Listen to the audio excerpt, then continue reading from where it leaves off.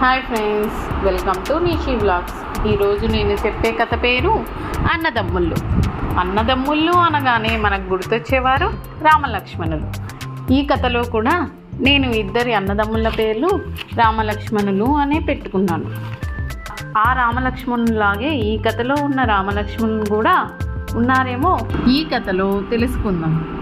రామాపురంలో రామలక్ష్మణులు అనే అన్నదమ్ములు ఉండేవారు. చిన్నప్పటి నుంచి ఇద్దరూ ఎంతో అన్యోన్యంగా పెరిగారు. తమ్ముడంటే అన్నకు, అన్న అంటే తమ్ముడికి చాలా ప్రేమ. ఆ తర్వాత కొన్నాళ్ళకి వారి తల్లిదండ్రులు చనిపోయారు.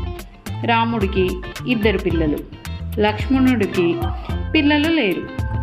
రామలక్ష్మణుల భార్యలు తరచూ పోట్లాడుకునేవారు.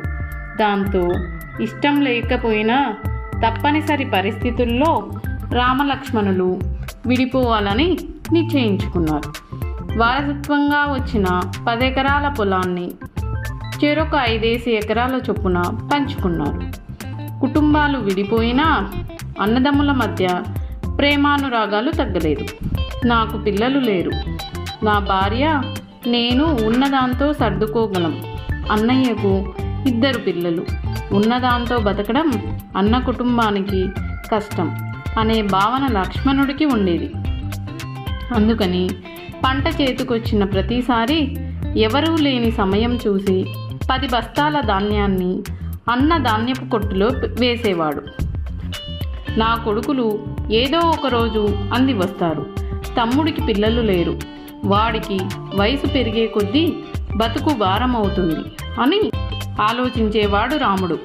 అంతేకాదు, పంట చేతికి రాగానే తమ్ముడికి తెలియకుండా అతడి ధాన్యపు రాశిలో 10 బస్తాల ధాన్యాన్ని వేసేవాడు.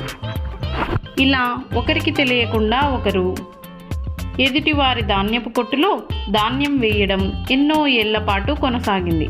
ఓసారి అన్నదమ్ములిద్దరూ ఒకరి ధాన్యపు కొట్టులో మరొకరు ధాన్యం వేయడానికి వెళ్తూ ఎదురుపడ్డారు. కొన్నేళ్ల నుంచి జరుగుతున్న ఈ విషయం ఇద్దరూ తెలుసుకొని ఆశ్చర్యపోయారు, ఎంతో ఆనందించారు.